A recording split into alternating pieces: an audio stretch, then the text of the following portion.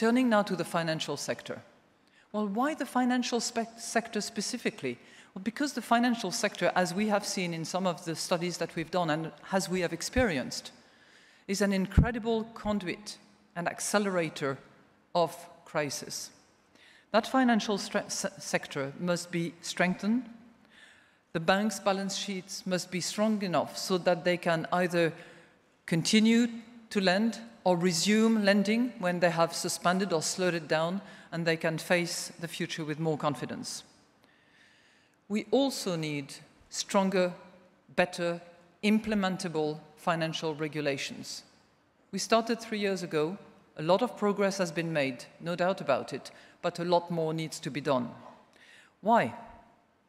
Well, to make financial crisis less likely and to make sure that we don't use taxpayers' money to bail out insensitive and reckless operators, the United States and Europe. Very quickly, the United States must reduce its fiscal deficit, particularly for the medium and the long term. It must deal urgently with unemployment, and it must relieve pressure on overly indebted households.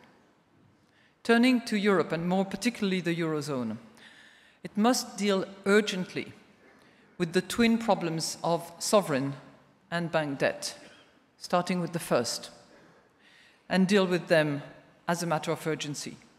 Report 1 covers business of the bank.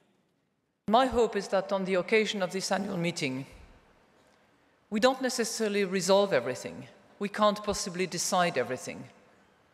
But we actually come together sufficiently to establish a common diagnosis, to agree on a set of priority policies that you will feel comfortable with the strength of us all, taking back home to you leaders and heads of government to actually pave a path to decision-making and a path to recovery.